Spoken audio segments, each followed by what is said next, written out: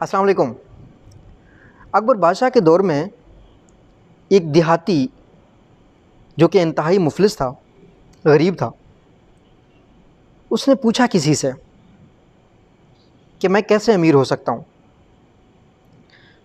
تو اسے مشورہ دیا گیا کہ جائیں اکبر بادشاہ سلامت کے دربار میں اور ان سے جا کے کہیں کہ مجھے دولت سے نوازیں، ان کی تعریف کریں تو وہ آپ کو کچھ پیسے دے دیں گے، دولت دے دیں گے، جس سے آپ کی مفلسی اور غربت دور ہو جائے گی۔ اس دیہاتی نے دوسرا سوال اس شخص سے یہ پوچھا کہ اکبر بادشاہ کو کون دیتا ہے؟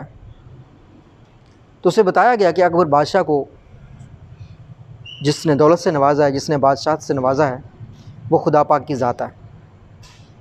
تو اس بندے نے کہا پھر میں اکبر بادشاہ سے کیوں مانگوں؟ پھر میں خدا سے کیوں نہ مانگوں؟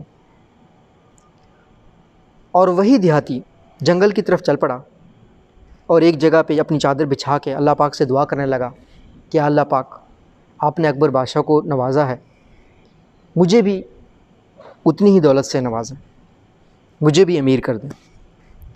تو کہتے ہیں دعا کرنے کے بعد جب وہ اٹھنے لگا، وہ چادر جب اس نے اٹھایا تو اس کے نیچے کافی اشرفیاں تھیں۔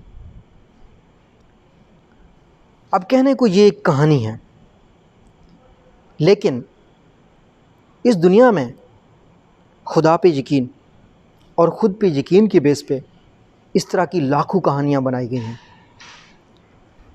اس کہانی میں ایک اور بھی لیسن ہے، وہ یہ ہے کہ جب آپ باس کے ساتھ ڈائریکٹلی کنٹیکٹ کر سکتے ہیں، جب آپ کا ایک کولیگ، آپ کا ایک ساتھی اتنا ہی آپ کے باس کے ساتھ کنٹیکٹ کر سکتا ہے جتنا آپ کر سکتے ہیں، تو آپ اس کے تھرو بات کیوں کریں؟ آپ یقین جس شخص کو ہوتا ہے اس کو کامیابی ملتی ہی ملتی ہے۔